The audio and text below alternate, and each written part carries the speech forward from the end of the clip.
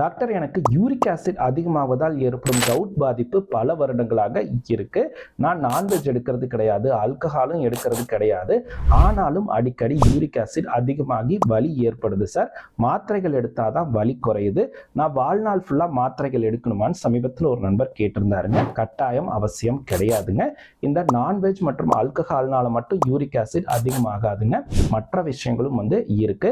கீரை வகைகள், மஷ்ரூம்ஸ் ஆகட்டும், அது மட்டும் இல்லாம பயிர் வகைகள் கொஞ்சம் அதிகமா எடுக்காம அளவா எடுங்க.